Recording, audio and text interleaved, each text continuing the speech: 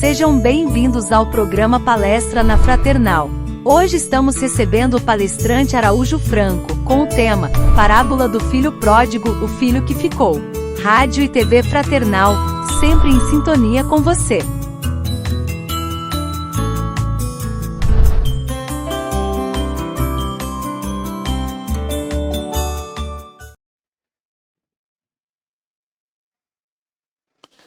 Irmãos e irmãs em Cristo Jesus, que a doce paz do meigo Rabi da Galileia nos envolva a todos, neste e em todos os momentos da nossa vida. Disse-lhe o pai: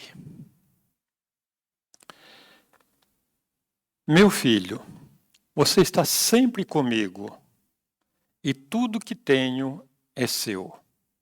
Está em Lucas 15, 31. Diante desta colocação, perguntamos a todos vocês que nos assistem, diante de uma colocação tão clara, que vamos até repetir, disse o pai: Meu filho, você está sempre comigo, e tudo que tenho é seu.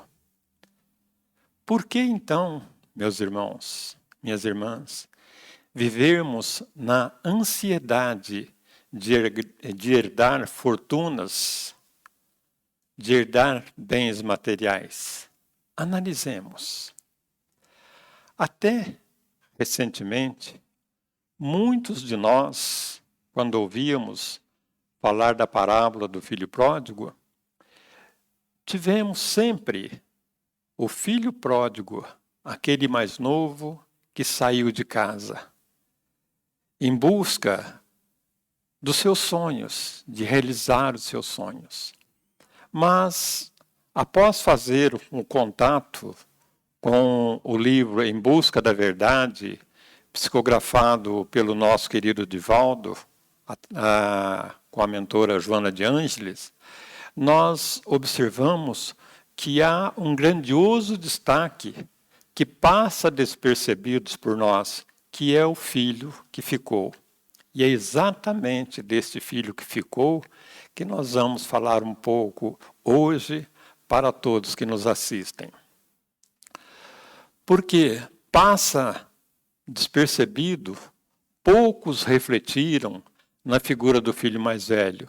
E também quase não se fala da figura deste pai, na representação tão simbólica que Jesus traz na figura deste pai misericordioso, deste pai acolhedor, deste pai bondade, deste pai que recebe-nos de braços abertos. Relembremos algumas partes da parábola. Um pai tinha 2 filhos, narrou Jesus.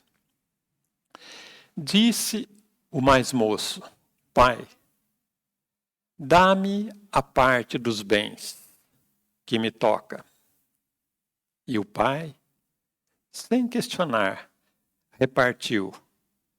E o filho, recebendo o que lhe tocava, partiu para um país longínquo. E lá dissipou todos os seus bens, vivendo dissolutamente. E numa linguagem bem simples, como dizem os jovens de hoje, e lá ele detonou toda a sua parte da herança.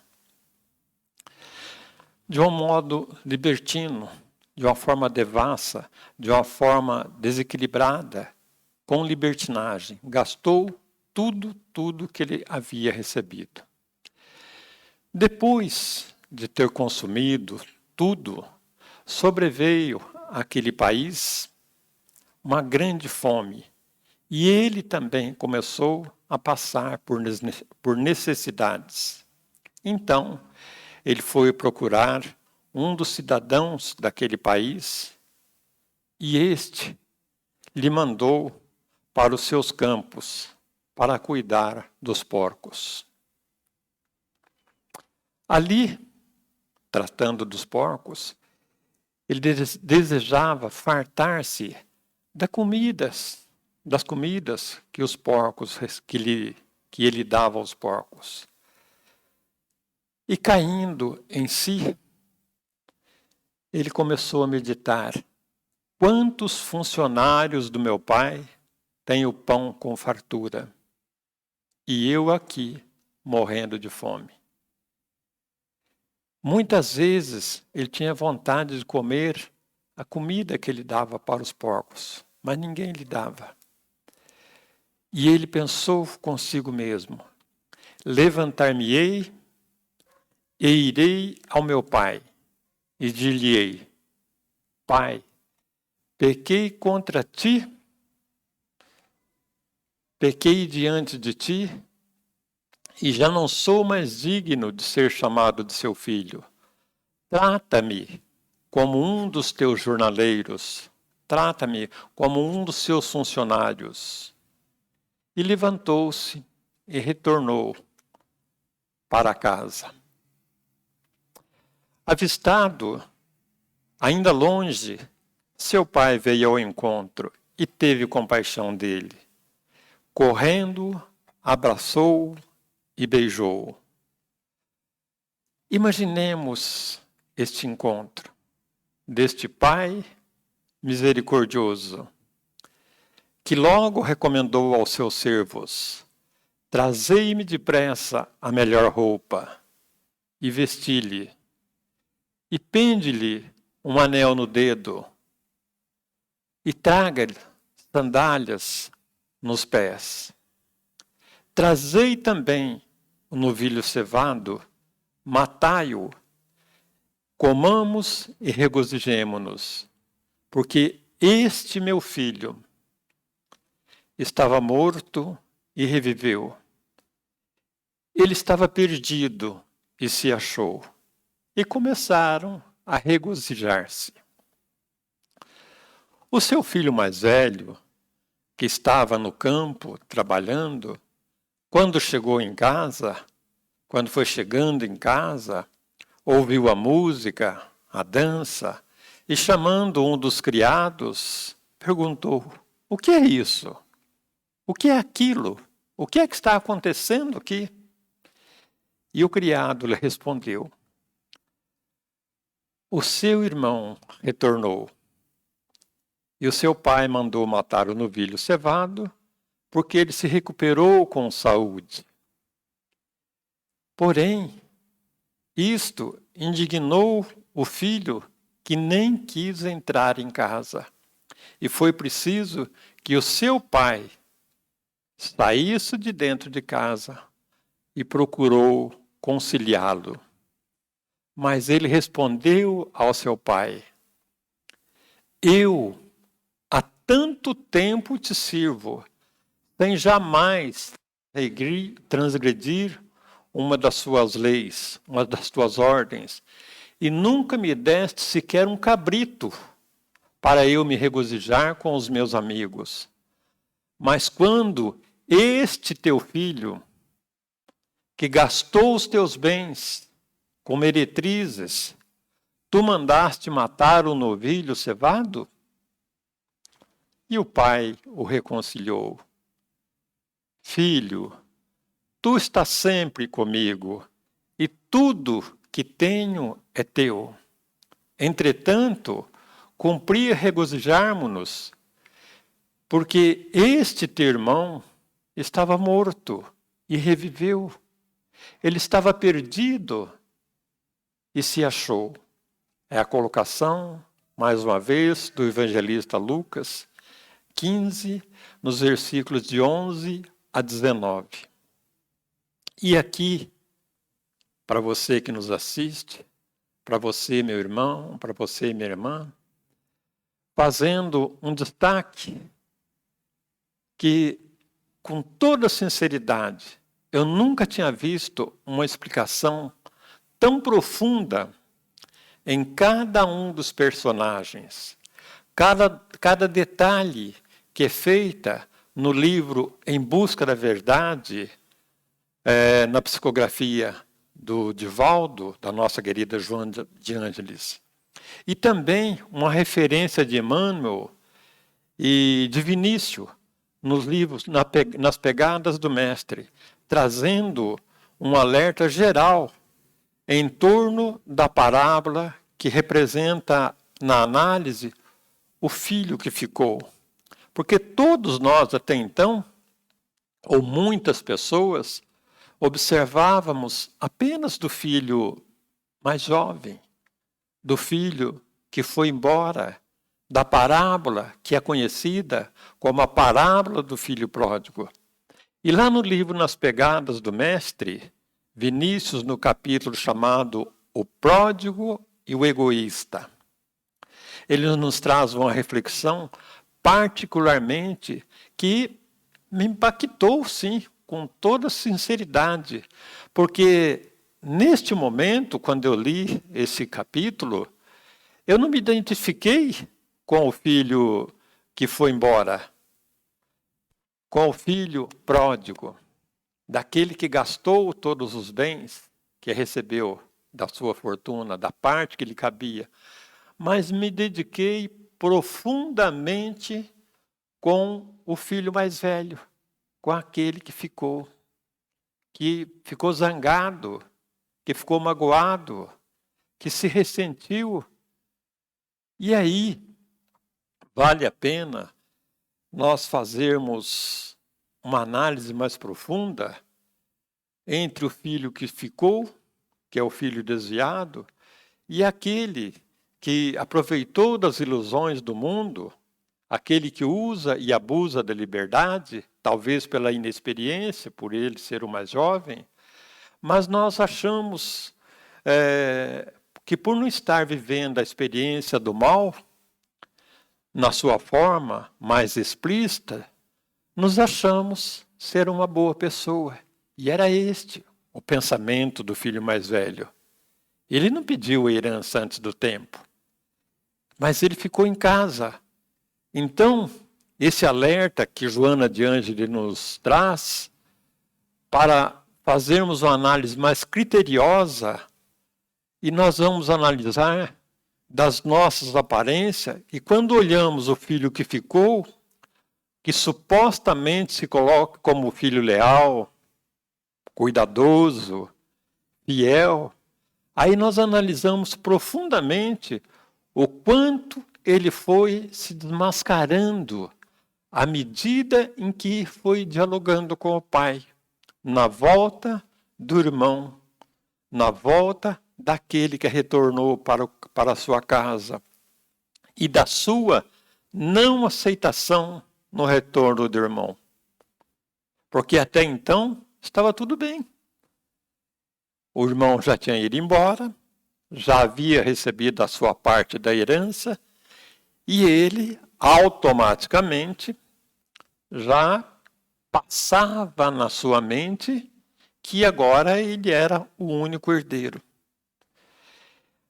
A fim de sairmos de uma análise superficial de nós mesmos e mergulharmos mais profundamente numa leitura mais honesta de nós mesmos, quando, como movimento, o nosso ego e nos ilude, apresenta uma realidade superficial do fato em que nós mesmos nos identificamos com este irmão mais velho. Talvez, se o filho pródigo não tivesse voltado, teria passado despercebido, porque o filho mais velho nunca teria se contrastado consigo próprio, com a sua pequenez. Mas vejamos a importância desta reflexão, que vai ficando clara que não é à toa que Jesus apresentou 2 filhos. E observem na colocação de Vinícius que nos traz o seguinte: o filho mais velho ilustra na história contada por Jesus o exemplo do egoísmo, o exemplo daquele que se isola, daquele que pela influência dos seus próprios comportamentos é orgulhoso, é sectário e que se julga perfeito porque até então ele não tinha sido testado. E observe quando ele se recusa a entrar em casa. Aí começou a se mostrar exatamente como ele era. Ele não teve coragem de entrar em casa e foi necessário que o seu pai saísse e viesse ao encontro dele. É ele que se isola do grupo familiar. É ele que se isola do pai e do irmão que retornou. E é neste protótipo de egoísmo que ele ficou cheio de conflito, porque o pai recebeu o seu irmão, que estava havendo uma festa com os seus empregados. E Vinícius continua. Este filho mais velho se vangloria intimamente em não alimentar vícios nenhum. Mas nenhuma virtude, além da abstenção do mal, se descobre nele. Aí nos reportamos ao livro dos Espíritos, que nos diz que não adianta nós não fazermos o mal, mas é necessário também não fazermos o bem. Inclusive, seremos responsáveis por todo o mal ocasionado pelo bem que deixamos de fazer.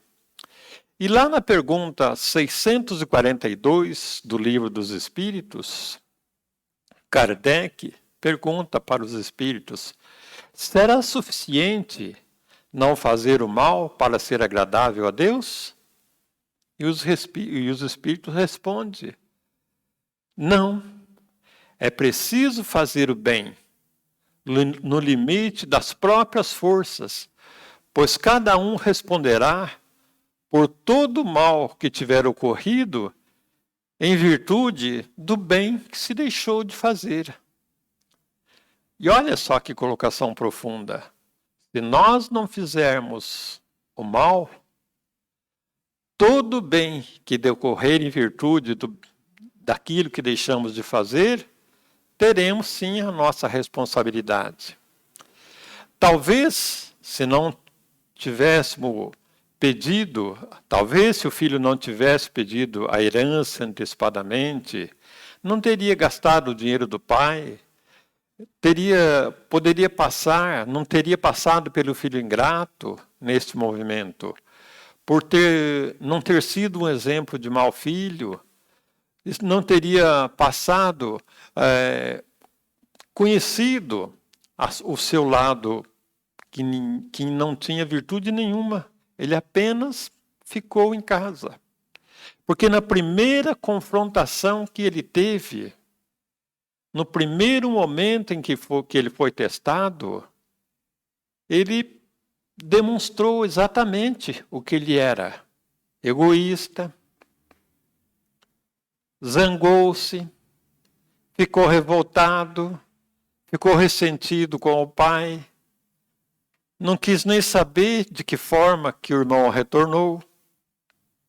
Talvez ele não estivesse preocupado agora. Talvez ele não estivesse preocupado com a volta do filho, mas preocupado, assim dizendo: só basta o meu pai querer agora repartir novamente a herança. E eu vou ter que repartir com ele. E eu que achava que agora eu era o único herdeiro. Só basta ter que dividir com este meu irmão. Olha que confrontação. Que momento difícil que nós convidamos a vocês que nos assistem para se colocarem também na condição deste filho mais velho. Quantas vezes já ouvimos dizer, na hora de dividir as chamadas fortunas, os bens materiais, quantos conflitos que gera dentro do grupo familiar, e muitos de nós nos identificamos não com o filho que ficou, mas aquele filho egoísta, não com o filho que foi embora, mas com o filho que ficou em casa. E maquinando quanto que vai lhe herdar da fortuna. Aquele que foi embora já recebeu a parte dele. E ele retorna. E Vinícius continua. Esse que ficou é um cristalizado e não suporta as consequências dos desvarios, mas não goza dos prazeres e das virtudes, porque ele não possui virtudes.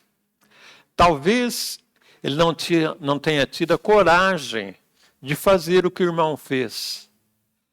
Talvez ele não tenha tido a coragem de suportar as consequências de ser um desvairado, mas também não tem virtudes consolidadas na própria alma. E tudo isto provocou, na fala de quem está falando com vocês, um rebuliço muito íntimo aqui dentro de mim, aqui dentro de nós, porque nos identificamos muito com este filho que ficou em casa. Porque passa pela mente da gente. E se acontecer isso conosco? Medita você também, meu irmão. Medita você também, minha irmã. Se o teu pai, se os teus pais, e aquele que ainda está do seu lado, possui alguns bens materiais, como é que vai ser a hora da partilha?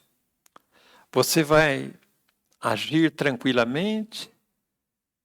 Quantas famílias se acabam se destruindo na hora da divisão das partilhas? E aqui, numa parábola, nós nos identificamos com esse filho que ficou. Porque o filho pródigo foi conhecido como o pior dos piores.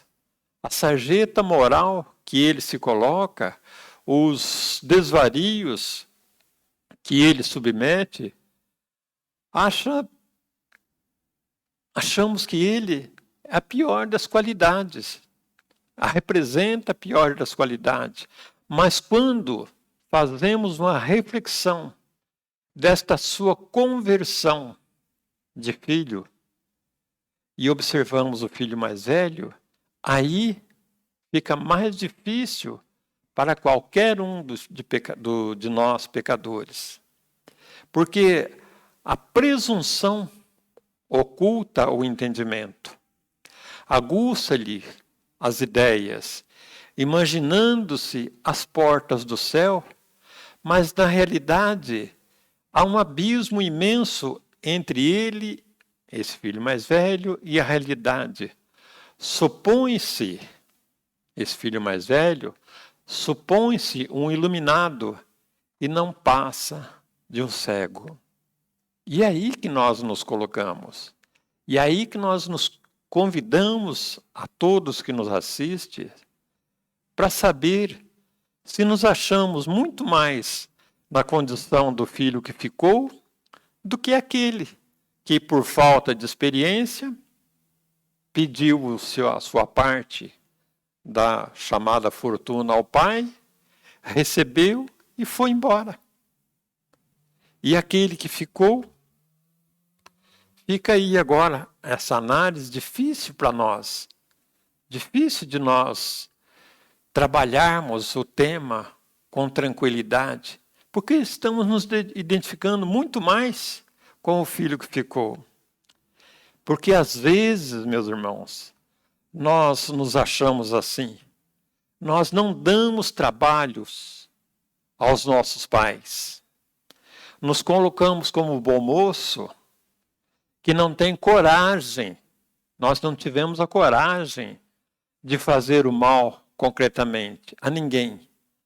Mas muitas vezes somos um parasita moral. O que Jesus nos apresenta nesta parábola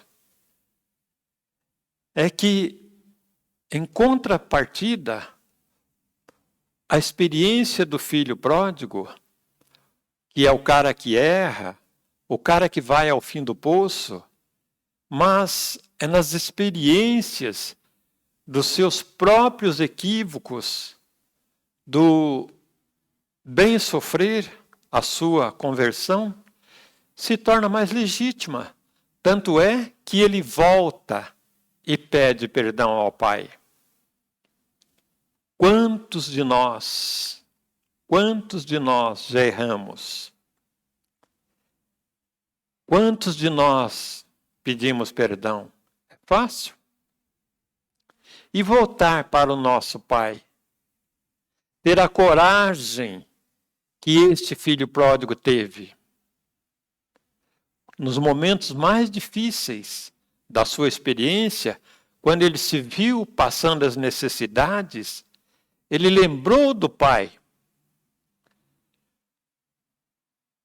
Aqueles meus irmãos estão se alimentando do bom e do melhor lá com o meu pai. E eu aqui passando fome, levantar-me-ei e vou ao meu pai. E o encontro, meus irmãos, foi fantástico. Porque nessa volta, enfrentando as intempéries do tempo, da vergonha, da fome, ele falou, e agora? Será que o meu pai vai me aceitar de volta? Quando ele avista a sua casa, ele fala, e agora? Ele chora de emoção. E agora? Será que o meu pai vai me aceitar? Mas de longe o pai o avistou e vem correndo ao encontro dele. E o abraço naquele instante é um abraço emocionante daquele que pede perdão, daquele que abre o coração. Meu pai, eu errei. Eu gastei tudo o que você me deu, mas estou aqui de volta. Trata-me, não sou justo, nem de ser chamado de seu filho, mas trata-me como um dos teus criados, e eu acolherei. Eu aceito. Me aceita de volta, meu pai, me perdoa. Mas, neste encontro maravilhoso, que o pai prepara todo aquele banquete, mexeu com o egoísmo do filho mais velho, daquele que reclamou, eu sempre estive aqui, e você não sequer me deu um cabrito para eu me regozijar com os meus amigos. E nesta parábola, que nós nos identificamos, meus irmãos, não tenhamos a vergonha de retornar ao nosso Pai. Quantas vezes erramos, quantas vezes já falhamos, quantas vezes traímos o tempo das pessoas que determinam, que têm maior confiança em nós, e nós traímos essa confiança. Dificílimo retornarmos e pedirmos perdão.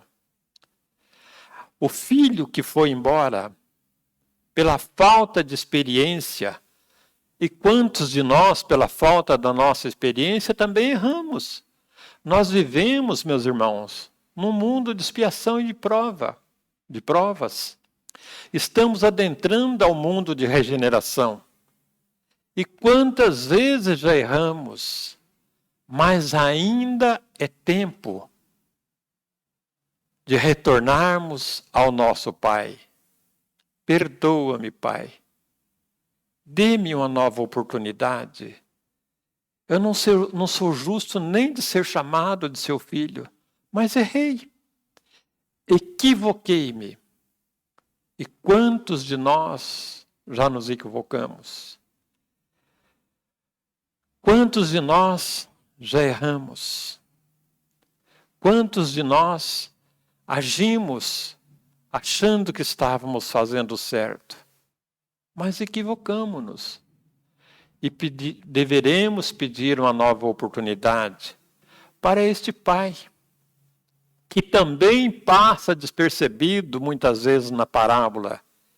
Este Pai misericordioso, este Pai amoroso, a este Pai compreensivo, que é o nosso Pai maior, que é aquele que é infinitamente bom e justo, que nos dá, através das sucessivas reencarnações, as oportunidades de nos ajustarmos com a sua lei, com esta lei de bondade, com esta lei imutável. A lei de Deus é imutável. A lei dos homens se ajusta de acordo com as necessidades. Por isso, de quando em quando, as nossas leis vão sendo adaptadas. Mas a lei de Deus é a única para todos os povos e em todos os tempos. E aí nós te convidamos, irmão querido. Aí nós te convidamos, minha irmã. Vamos fazer uma análise profunda. Vamos fazer uma análise profunda entre nós e o filho pródigo? Com qual dos dois nós identificamos? Com aquele que teve coragem de sair e gastar tudo, errar, se equivocar, trocar tudo aquilo que nós achamos, fazer uso tudo aquilo que nós achávamos que tinha direito, mas quando caiu em si, fala: meu pai, eu vou voltar para a casa do meu pai. Vamos voltar para a casa do meu pai? Ou ainda vamos continuar como o filho mais velho, que traz aquela casca, aquela forma de santo, de bom moço, que sempre se colocou ali ao lado do pai, mas quando ele viu o irmão voltar, ele não teve coragem de ir até o irmão e perguntar: está tudo bem com você, meu irmão? O que aconteceu? Você está doente? Em que eu posso te ajudar? Não. Ele pensou exclusivamente em si próprio. E agora? Só falta o meu pai querer repartir de novo a herança que eu achei que era só minha.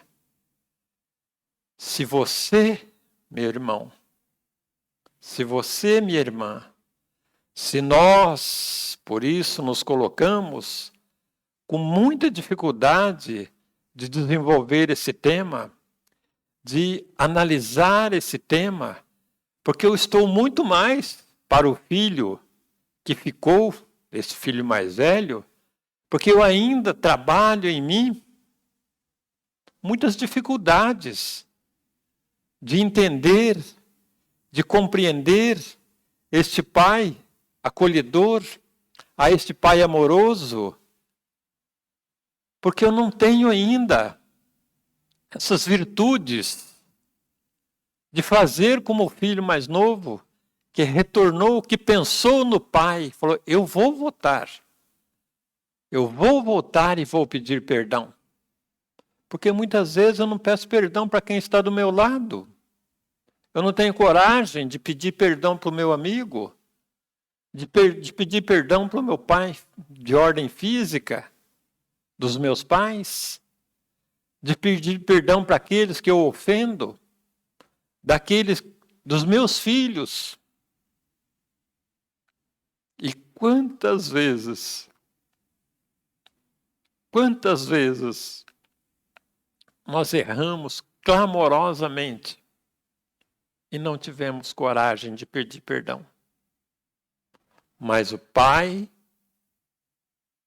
que é infinitamente bom e justo, nos compreende e dar-nos-á novas possibilidades, novos meios de nos ajustarmos com a sua lei.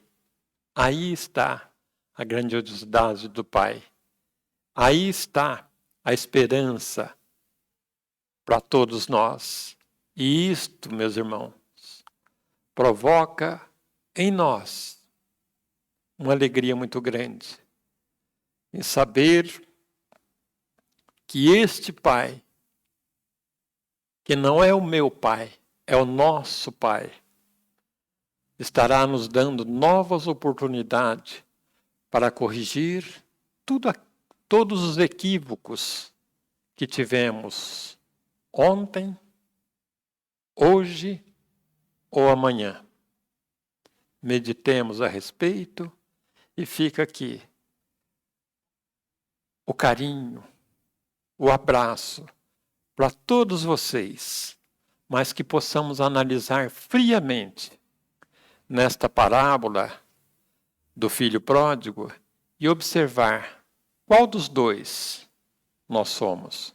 O que foi e vilipendiou todos os bens, ou o que ficou e se descobriu e percebeu que não tinha nenhuma virtude, que apenas trazia dentro de si o egoísmo, a revolta, o azedume, e não se preocupou com o irmão que estava de volta no seu lar.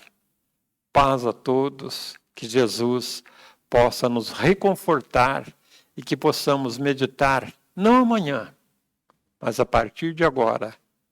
Qual dos dois irmãos que eu sou? O que foi ou o que ficou? Eu sou o pródigo ou sou o egoísta? Meditemos. Muito obrigado a todos. Que Jesus nos abençoe.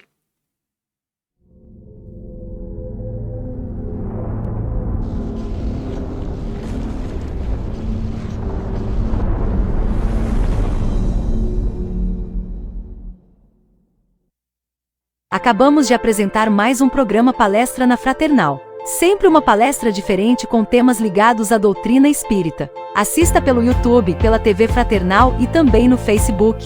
Ouça pelo aplicativo da Rádio Fraternal e pelo site fraternal.net.br. Rádio e TV Fraternal, sempre em sintonia com você.